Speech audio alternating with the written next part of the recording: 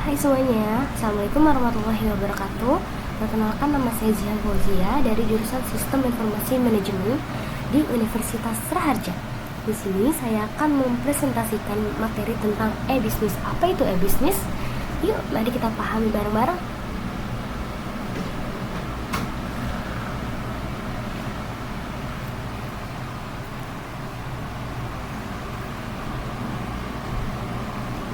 Bentar ya.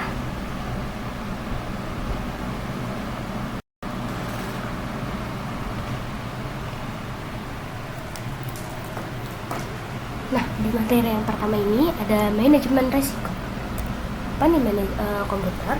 Kata komputer berasal dari bahasa Latin, yaitu komputer, yang artinya menghitung. Komputer adalah alat elektronik yang bekerja secara sistematis dan cermat untuk mengolah berbagai macam data, seperti data angka, suara, dan gambar, menurut KBBI. Selanjutnya ada definisi dari risiko. Secara umum, yang dimaksudkan dengan risiko adalah sebagai bentuk peristiwa yang mempunyai pengaruh terhadap kemampuan seseorang atau lembaga untuk mencapai tujuannya. Risiko mempunyai potensi suatu peristiwa terjadi atau tidak terjadi, dengan dampak atau peluang untung, upside, atau rugi, downside. Kemudian ada definisi risiko menurut para ahli. Yang pertama ada risiko menurut Arthur dan Richard, adalah suatu variasi dari hasil-hasil yang dapat terjadi selama periode tertentu. Kemudian ada menurut Pak Sukarto, adalah ketidakpastian atas terjadinya suatu peristiwa. Kemudian risiko menurut Herman Darmawi adalah probabilitas sesuatu hasil atau outcome yang berbeda dengan yang diharapkan. Jadi itu hasil menurut para ahli dari risiko. Kemudian ada penyebab timbulnya risiko. Yang pertama ada risiko timbul karena ada ketidakpastian. Yang kedua ada kondisi yang tidak pasti terjadi karena beberapa sebab, yaitu tenggang waktu antara perencanaan suatu kegiatan sampai akhir kegiatan. Kemudian ada keterbatasan informasi. Dan yang ketiga ada keterbatasan pengetahuan atau kemampuan teknis pengambilan keputusan. Jadi itu adalah penyebab risiko. Penyebab timbulnya risiko. Kemudian ada manajemen risiko. Manajemen risiko adalah proses sistematis untuk mengidentifikasi, menganalisis, mengevaluasi, dan mengendalikan risiko dalam suatu organisasi atau proyek. Tujuan utamanya yaitu mengurangi atau meminimalkan dampak negatif dari risiko dan memaksimalkan peluang yang ada. Jadi tujuan dari manajemen risiko itu adalah memaksimalkan peluang yang ada ya, dan mengurangi negatif dari risiko. Kemudian ada tujuan manajemen risiko. Yang pertama ada melindungi aset, mengurangi kerugian, meninggalkan keselamatan, dan meninggalkan kebutuhan. Jadi ini pengertiannya itu di sini ya. Ada melindungi aset organisasi, meminimalkan kerugian yang timbul akibat terjadinya risiko. Kemudian ada meningkatkan keselamatan dan kesejahteraan pegawai, dan meningkatkan kepatuhan terhadap peraturan, hukum, dan peraturan. Selanjutnya ada manfaat manajemen risiko. Ada 3. Yang pertama untuk perusahaan, untuk keluarga, dan untuk masyarakat. Di sini untuk perusahaan yaitu menimbulkan keyakinan kepada pimpinan. Kalau untuk keluarga, mampu melindungi keluarga dari kerugian yang parah sebagai akibat terjadi peristiwa yang kerugian. Untuk masyarakat, pengelolaan limbah yang baik untuk menghindari pencemaran lingkungan. Selanjutnya ada tahapan manajemen risiko. Ada identifikasi risiko, mengidentifikasi bentuk-bentuk risiko, menempatkan ukuran-ukuran risiko, menempatkan alternatif, memutuskan satu alternatif, melaksanakan alternatif yang dipilih. Selanjutnya ada tipe risiko. Tipe risiko ada 2, ada murni dan spekulatif. Yang murni yaitu contoh risikonya risiko aset fisik, risiko karyawan, risiko legal. Dan kalau contoh dari risiko spekulatif yaitu risiko pasar, risiko kredit, risiko likuiditas, risiko operasional. Selanjutnya, sudah, terima kasih. Dan selanjutnya di sini aku punya materi yang kedua. Sebentar.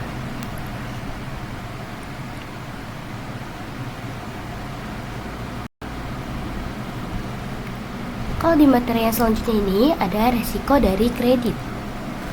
Penyebab risiko kredit yaitu ada 3 nih penyebabnya. Yang pertama Risiko kredit terjadi jika counterparty pihak lain dalam bisnis kita tidak bisa memenuhi kewajibannya. Yang kedua, ada risiko kredit banyak muncul karena peristiwa gagal bayar yang dialami oleh perusahaan-perusahaan. Dan penyebab risiko kredit yang ketiga ada saat krisis ekonomi, tingkat bunga yang lebih tinggi, pertumbuhan ekonomi yang lambat mengakibatkan persoalan risiko kredit yang lebih serius. Itu dia penyebab risiko kredit. Selanjutnya dari sifat risiko kredit. Sifat risiko kredit bersifat jangka pendek adalah risiko yang disebabkan karena ketidakmampuan suatu perusahaan memenuhi dan menyelesaikan kewajibannya yang bersifat jangka pendek, terutama kewajiban likuiditas. Dan ada risiko yang bersifat jangka panjang adalah ketidakmampuan suatu perusahaan menyelesaikan berbagai kewajiban yang bersifat jangka panjang, seperti kegagalan untuk menyelesaikan proyek hingga tuntas. Selanjutnya ada credit risk management. Adapun tanggung jawab dari credit risk management atau CRM meliputi yang pertama ada memiliki tanggung jawab utama dalam bidang pengendalian risiko kredit. Yang kedua ada memiliki tanggung jawab untuk mengelola dan menyelesaikan kredit bermasalah. Yang ketiga ada memiliki tanggung jawab dalam manajemen portfolio kredit. Dan yang keempat berfungsi dalam menetapkan suatu sistem pengukuran penilaian alat analisa yang bisa digunakan. Itu dia. Selanjutnya ada relationship management. Ada tanggung jawab juga nih dari relationship management, meliputi pada saat menemukan kredit yang bermasalah, maka langsung memindahkan pada bagian credit risk management atau CRM untuk diselesaikan. Yang kedua, pihak RM berfungsi dalam mempertahankan kelanjutan bisnis atau usaha.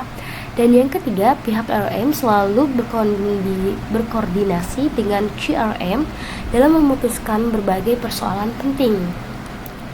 Selanjutnya ada komit kredit. Komit kredit adalah komit operasional yang dibentuk direksi untuk mengevaluasi atau memberikan keputusan kredit untuk jumlah dan jenis kredit yang ditetapkan oleh direksi, dengan memperhatikan pembangunan bisnis tanpa meninggalkan prinsip kehati-hatian termasuk restrukturisasi dan penyelesaian kredit. Dan di sini juga ada tugas dari komit kredit. Apa itu? Yang ada 5 tugasnya. Yang pertama, meneliti dan menilai permohonan kredit yang baru dan menjumlah besar. Yang kedua, ada meneliti dan menilai permohonan perpanjangan kredit dan alasan yang mendasari permintaan tersebut. Yang ketiga, ada meneliti dan menilai semua kredit mengalami kemacetan untuk mengetahui dan menentukan sebab-sebabnya. Yang keempat, ada meneliti apakah semua pemberian kredit tersebut telah sesuai dengan kebijakan perkreditan bank yang bersangkutan. Kemudian ada yang terakhir, yang kelima, memeriksa dokumen-dokumen kelengkapan kredit. Selanjutnya ada kualitas perjanjian. Nah, di sini dari salah satu untuk meminimalisir risiko adalah dengan cara memperkuat perjanjian kredit, yaitu perjanjian atau agreement antara kreatur dan debitur. Karena dengan bagusnya perjanjian kredit yang dibuat, maka pada saat salah satu pihak dirugikan atau merasa tidak puas, dapat melakukan gugatan dengan menjadikan semua isi perjanjian sebagai bukti otentik dan klausula dalam perjanjian. Selanjutnya adalah risiko kredit bagi investor. Ada 3. Yang pertama, investor akan mengalami keterlambatan menerima keuntungan. Yang kedua, ada bagi pemegang obligasi, permasalahan menjadi lebih besar pada saat emit sudah berada dalam kondisi bangkrut. Yang ketiga, ada keterlambatan penerimaan keuntungan dari setiap bunga menyebabkan permasalahan dengan pihak-pihak eksternal, seperti jika pihak pemegang obligasi dan deposito melakukan pembelian secara utang. Jadi itu dia risiko dari kredit bagi investor. Kemudian ada default risk. Default risk apa sih? Default risk merupakan risiko gagal bayar terhadap sejumlah pinjaman kredit yang telah dipinjam. Persoalan default risk ini sering dialami debitur pada saat debitur tidak dapat mengembalikan pinjaman secara tepat waktu yang disebabkan berbagai hal, seperti kondisi makroekonomi yang tidak stabil, seperti terjadinya krisis moneter, Itu biasanya tuh kemarin tuh sudah terjadi di saat zaman COVID-19. Dan kerugian akibat turunnya volume penjualan secara sistematis. Yang ketiga, ada terjadinya korupsi besar-besaran. Jadi seperti itu. Kemudian ada cara menghindari default risk. Nih, dia cara menghindarinya ada 3, yaitu bagi kreditor akan menaikkan angka jaminan pada tingkat yang benar-benar aman. Yang kedua, ada menghindari jaminan yang memiliki tingkat risiko tinggi. Dan yang ketiga, ada menghindari jaminan yang memiliki nilai fluktuasi di pasaran. Oke, itu dia materi yang kedua. Selanjutnya kita lanjut ke materi yang ketiga.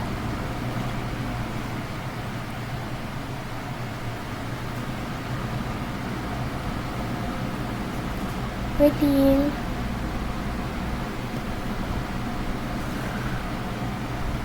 Nah, di sini ada risiko dari suku bunga. Risiko suku bunga adalah risiko yang dialami akibat dari perubahan suku bunga yang terjadi di pasaran yang mampu memberi pengaruh bagi pendapat perusahaan. Itu dia pengertian dari risiko suku bunga. Selanjutnya ada risiko pada situasi suku bunga dan saham. Pada saat seseorang memutuskan untuk menempatkan dananya di bank dalam bentuk deposito, maka artinya ia sudah melihat sisi keuntungan dan kenyamanan, terutama jika ia membandingkan dengan di tempat lain seperti membeli saham. Kondisi pasar saham yang berfluktuasi menyebabkan tingkat return yang berfluktuasi pula sehingga memiliki tingkat risiko yang tinggi. Maka dalam konteks manajemen risiko, kita harus dapat memberikan penegasan, yaitu pada saat suku bunga mengalami kenaikan dan harga saham di pasar mengalami penurunan, maka investor cenderung memindahkan dananya dari saham ke deposito. Yang kedua, pada saat kondisi saham mengalami kenaikan atau bergairah, maka investor cenderung akan memindahkan dananya yang tersimpan di deposito. Yang ketiga, ada investor adalah mereka yang memiliki penghindar risiko dan menyukai keuntungan yang dia mau gitu. Selanjutnya ada suku bunga dan jangka waktu obligasi. Suku bunga dan jangka waktu memiliki keterkaitan dengan memberikan ketetapan. Untuk ini ada 2 bentuk keputusan yang biasa berlaku atau ditetapkan oleh pemerintah dan perusahaan, yaitu dengan obligasi dengan jangka waktu pendek dan obligasi dengan jangka waktu panjang, di mana obligasi adalah jangka waktu pendek memiliki suku bunga yang lebih rendah daripada obligasi jangka waktu panjang. Selanjutnya ada resiko pada perubahan suku bunga dan permintaan uang.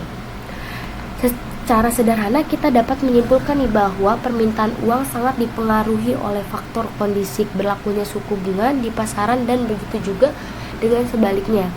Beberapa kemungkinan yang muncul dari perubahan naik turunnya suku bunga yaitu pada saat tingkat suku bunga diturunkan, maka investor cenderung menarik uangnya dari tabungan. Yang kedua, pada saat suku bunga bank terus turun, maka investor terus menarik tabungannya berinvestasi di tempat yang lain, jadi pindah. Dan yang ketiga, sebaliknya, jika tingkat suku bunga naik, maka investor cenderung menjual asetnya lalu menginvestasikan dalam deposito di bank. Selanjutnya ada dampak perubahan suku bunga bagi perusahaan. Ada 3, ada 2. Yang pertama, risiko perubahan pendapatan bersih, hasil investasi dikurangi biaya berubah, yaitu berkurang dari yang diharapkan. Jadi apa yang dia inginkan ini tidak sesuai apa yang diharapkan.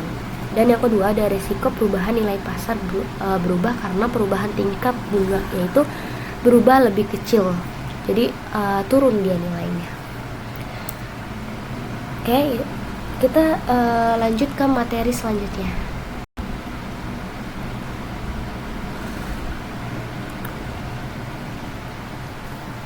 Di sini ada materi dari risiko operasional. Apa itu risiko operasional? Risiko operasional adalah suatu kondisi tidak terduga yang bisa terjadi saat sedang menjalankan bisnis. Risiko usaha bisa terjadi karena kesalahan manusia hingga adanya kendala teknis nih. Selanjutnya ada bentuk risiko operasional. Apa aja sih bentuk-bentuknya? Nah, ini ada Risiko pada komputer, kerusakan maintenance pabrik, kecelakaan kerja, kesalahan dalam pembukaan secara manual, kesalahan pembelian barang, dan tidak ada kesepakatan bahwa barang yang dibeli dapat ditukar kembali. Dan ada globalisasi dalam konsep dan produk. Selanjutnya ada biaya untuk risiko operasional. Biayanya di sini ada 4. Yang pertama ada menghitung dan memetakan bentuk risiko yang sedang dan akan dihadapi. Yang kedua ada memperhitungkan beberapa biaya yang harus dialokasikan menyangkut pengelolaan risiko. Yang ketiga ada memutuskan pembentukan mekanisme seperti apa yang layak ditetapkan untuk mengelola risiko. Dan yang keempat memutuskan dari mana sumber dana yang dapat dialokasikan untuk mendukung penyelesaian operasional risk ini. Selanjutnya ada modal kerja. Modal kerja merupakan dana yang dikeluarkan oleh perusahaan untuk membiayai aktivitas operasional setiap harinya seperti membeli bahan baku, membayar gaji pegawai, membayar listrik, membayar tagihan telepon, dan lainnya. Di mana setiap pengeluaran yang dilakukan tersebut dicatat dan dibentukkan secara terperinci, jadi harus detail untuk bukti biasanya. Selanjutnya kita lanjut ke materi yang selanjutnya ini. Di materi ini ada Express Value Network. Dalam manajemen sistem informasi kerap dikenali 3 istilah teknologi informasi, yaitu internet, dan externet, yang merupakan bagian dari proses pendistribusian informasi dari suatu tempat ke tempat yang lain. Sebuah istilah-istilah baru yang dilengkapi jaringan internet dan externet yang telah dimiliki perusahaan, yaitu a supply chain management dan a customer relationship management, dan lain-lain. Jaringan yang telah dilengkapi dengan kedua jenis aplikasi tersebut diberi nama Express Value Network oleh PricewaterhouseCoopers. Supply chain management merupakan konsep manajemen di mana perusahaan berusaha memanfaatkan internet dan teknologinya untuk mengintegrasikan sebuah mitra kerja perusahaan, terutama yang berhubungan dengan sistem pemasok bahan-bahan atau sumber daya yang dibutuhkan dalam proses produksi supply. Dan customer relationship management, perusahaan memanfaatkan internet dan teknologinya untuk mengintegrasikan perusahaan dengan seluruh calon konsumen maupun pelanggan. Selanjutnya ini dia contoh gambar dari jenis teknologi informasi dalam SCM. Ini contoh gambar dari Express Value Network. Dan di sini ada prinsip dasar dalam merencanakan supply chain management di perusahaan. Ada 3. Yang pertama, melihat bahwa hakikat informasi harus merupakan pengganti atau substitusi dari keberadaan investor. Dan yang kedua, ada unsur biaya, kecepatan, dan kualitas. Persaingan yang sesungguhnya terletak pada kecepatan dan ketetapan informasi. Yang ketiga, ada manajemen harus menganggap bahwa relasi antara mitra bisnis merupakan aset strategi perusahaan yang harus dibina dan keberadaannya. Selanjutnya ini ada gambar umum dari supply chain management. Ini dia gambarnya. Nah, di sini ada komponen konsep supply chain management yang ada 5. Yang pertama ada supply chain management replenishment. Yang kedua ada collaborative planning. Yang ketiga ada collaborative product development. Dan yang keempat ada procurement. Dan yang kelima ada logistik. Nah, di sini ada prinsip dasar customer relationship management. Melihat bahwa menciptakan sebuah produk atau jasa durasi waktu tertentu, maka perusahaan harus mengerti kebutuhan pelanggan di masa mendatang. Antisipasi kebutuhan lebih awal tersebut dapat meniadakan jeda waktu menciptakan produk atau jasa sehingga di mata pelanggan perusahaan seolah-olah dapat memenuhi permintaan pelanggan dengan cepat. Yang kedua, ada perusahaan harus mengerti bahwa informasi merupakan aset strategi yang tidak ternilai harganya. Yang ketiga, perusahaan memperhatikan setiap pelanggan sebagai seorang individu yang unik. Yang keempat, volume dan frekuensi pelanggan yang diperoleh dari pelanggan harus selalu ditingkatkan. Yang kelima, perusahaan harus dapat menjangkau pelanggan dimanapun dan kapanpun. Ini contoh gambar umum dari Customer Relationship Management. Oke, kita lanjut ke materi selanjutnya.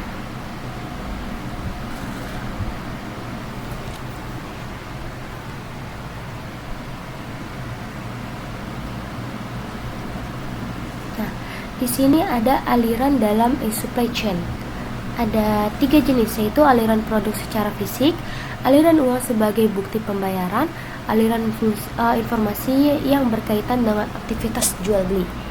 Ini 3 jenis aliran dalam supply chain. Nah, di sini ada 5 aspek persiapan perusahaan dari segi pengembangan modul arsitektur sistem.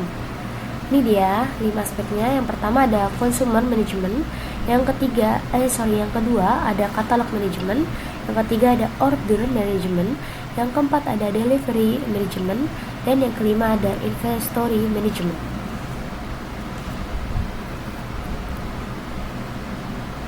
Selanjutnya kita lanjut ke materi yang selanjutnya.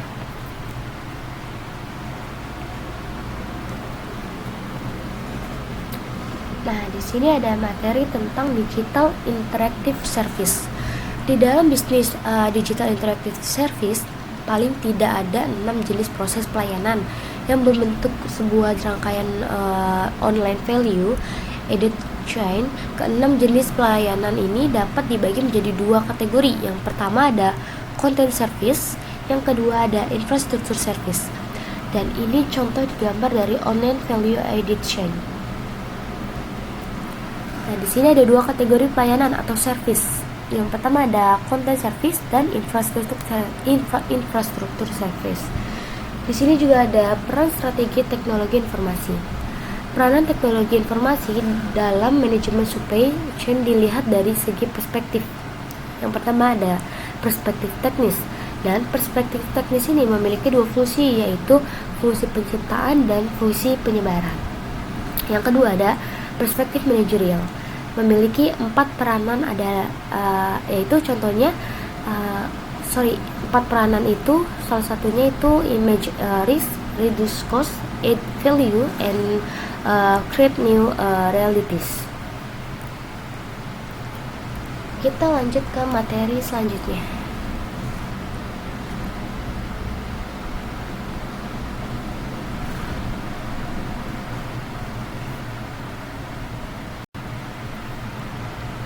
Di sini di materi selanjutnya ini ada search engine. Search engine apabila diartikan dalam bahasa Indonesia adalah mesin pencari. Pada dasarnya merupakan program berbasis web yang diperuntukkan untuk mencari informasi di dalam World Wide Web (WWW). Pencarian informasi melalui search engine bisa didapatkan dengan menyesuaikan dengan kata kunci yang pengguna masukkan. Selanjutnya ada fungsi search engine secara umum. Yang pertama ada mengindeks alamat dan konten di situs web. Yang kedua ada menyedia informasi melalui kata kunci, dan yang ketiga ada media pemasaran. Cara kerja search engine yaitu ada crawling, ada indexing, dan ada ranking. Selanjutnya search engine marketing adalah bentuk pemasaran di internet untuk meningkatkan visibilitas website di halaman hasil mesin pencarian. Dengan kata lain, membeli traffic dengan membayar mesin pencarian seperti Google. Mesin pencarian banyak diakses oleh khalayak untuk mencari berbagai informasi di internet, termasuk untuk mencari informasi produk atau jasa beserta ulasannya. Di sini ada manfaat dari SEM untuk bisnis. Yang pertama ada hasil yang cepat, ada target marketing, dan sesuai dengan budget. Ini dia manfaat dengan adanya SEM untuk bisnis. Kita lanjut ke materi selanjutnya.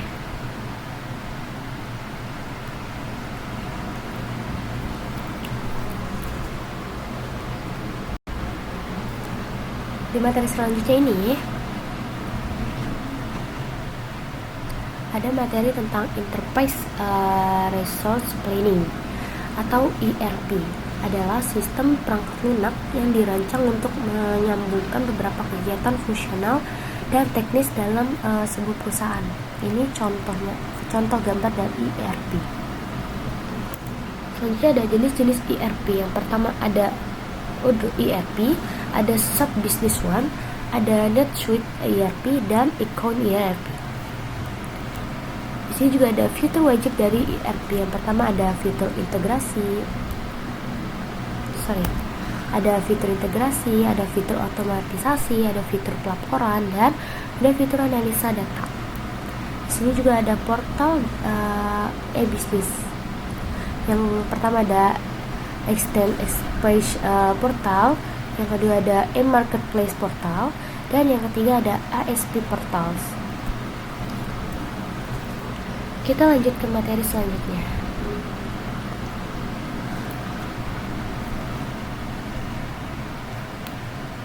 Di materi ini ada materi tentang Customer Relationship Management atau CRM. CRM adalah sebuah pendekatan baru dalam pengelolaan hubungan korporasi dengan pelanggan pada level bisnis sehingga dapat memaksimalkan komunikasi pemasaran melalui pengelolaan berbagai kontrak yang berbeda dengan pelanggan. Menurut Neville yang dikutip oleh Kartika Immasari, Customer Relationship Management atau CRM adalah sebuah modifikasi dan pembelajaran perilaku konsumen setiap waktu dari setiap interaksi. Perlakuan terhadap pelanggan dan pembangunan kekuatan antara konsumen dan perusahaan. Menurut Ketkar 2015 mendefinisikan Customer Relationship Management SE. Di sini juga ada tujuan Customer Relationship Management atau CRM. Yang pertama ada menggunakan hubungan yang sudah ada untuk meningkatkan pendapatan. Yang kedua ada menggunakan informasi yang terintegrasi untuk pelayanan yang memuaskan. Yang ketiga ada menciptakan saluran proses dan prosedur komunikasi yang konsisten dan berulang. Selanjutnya di sini ada contoh penerapan Customer Relationship Management CRM. Yang pertama ada mengumpulkan informasi pelanggan. Yang kedua ada mendorong loyalitas dengan program reward.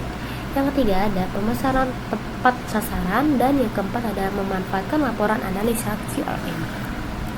Di sini juga ada alur kerja modal CRM. Di sini yang pertama ada membangun database pelanggan yang kuat, ada membangun profil setiap pelanggan, dan analisa probabilitas dari setiap pelanggan, kemudian interaksi dengan pelanggan yang lebih target dan customized. Selanjutnya ada keuntungan menggunakan CRM. Apa aja nih? Di sini ada menjaga pelanggan yang sudah ada, loyalitas. Jadi pelanggannya kita jaga sampai dia nih mau berlangganan sama kita. Dan yang kedua ada menarik pelanggan baru, mengidentifikasi kebiasaan pelanggan untuk menghindari penipuan, respon yang lebih cepat ke pelanggan, dan meningkatkan efisiensi karena otomatisasi proses. Kita lanjut ke materi selanjutnya.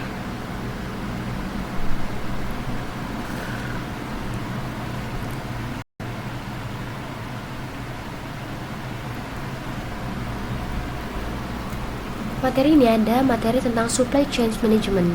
Dalam bahasa Indonesia, Supply Chain Management berarti manajemen rantai pasok, sehingga SCM sendiri adalah rangkaian aktivitas bisnis yang dijalankan mulai dari tahap perencanaan, pengendalian, mengimplementasikan jalannya arus produk, hingga proses distribusi produk kepada konsumen.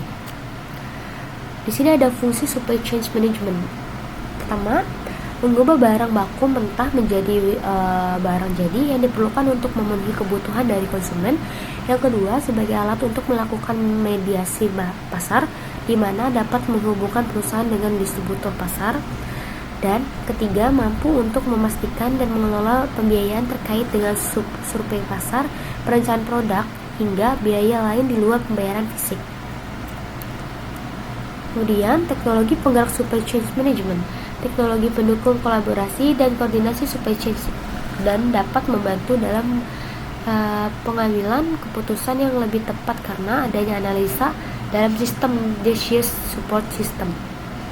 Ini dia contoh gambarnya. Teknologi informasi sebagai penggerak utama supply chain management.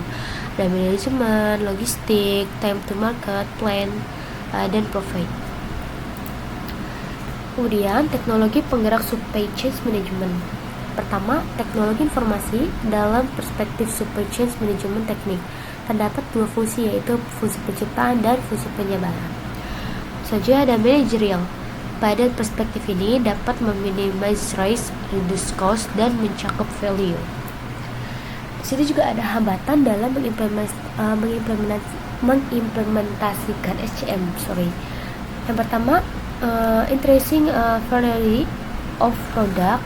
Yang kedua ada decreasing product life. Yang ketiga ada increasing demand customer, dan yang keempat ada globalization. Selanjutnya ada manfaat supply chain management. Yang pertama, menjaga hubungan bisnis antara perusahaan. Yang kedua, menjaga kepuasan dari customer.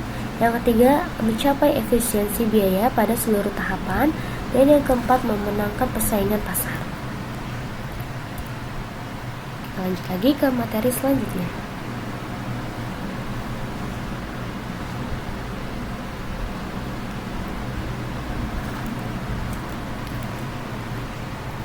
Di sini ada Enterprise Application Integration, menyatukan database dan alur kerja yang terkait dengan aplikasi bisnis untuk memastikan bahwa bisnis penggunaan informasi secara konsisten dan bahwa perubahan pada data bisnis inti yang dibuat oleh satu aplikasi tercermin dengan benar di aplikasi lain. Menurut USDI, Institut Teknologi Bandung, Enterprise Application Integration merupakan suatu proses memadukan aplikasi dan sumber data enterprise sehingga tepat dengan mudah berbagai jenis proses dan data. Ini dia salah satu contoh aplikasi bank. Ini gambar 1, aplikasi pada bank. Ini gambar 2, contoh arsitektur pada bank. Di sini ada tujuan integrasi aplikasi perusahaan. Integrasi alur kerja dapat membuat alat terpisah bekerja bersama untuk meningkatkan produktivitas dengan membuat tugas umum lebih mudah diselesaikan. Sebagai contoh IAI, orientasi karyawan mungkin memerlukan sumber daya manusia untuk memperbarui penggajian. Catatan personal, penugasan meja pada denah lantai, kontrol akses pintu, dan sumber daya TI. Dengan IAI, semua tugas berbeda ini dapat diselesaikan sebagai alur kerja tunggal, bukan dalam program terpisah. Di sini juga ada komponen-komponen dari IAI. Pertama, adapter. Yang kedua, message router dan transformer. Yang ketiga, gatekeeper, dan yang keempat, compensation engines. Di sini ada peranan IAI dalam sistem informasi perusahaan. Sebagai middleware menghubungkan beberapa sistem informasi dalam suatu perusahaan. Suatu pesanan datang melalui call center, surat, email, web, atau fax. Informasi pelanggan sebagaimana poin 1 diproses oleh berbagai aplikasi dan database. Setelah pesanan dari pelanggan divalidasi jumlah pemesanan atau kredit pelanggan, maka data tersebut akan masuk ke dalam order yang akan mengambil dari inventory atau melakukan penjadwalan kepada manufaktur untuk memproduksi barang yang dipesan tersebut. Oke, kita lanjut lagi ke materi yang terakhir selanjutnya.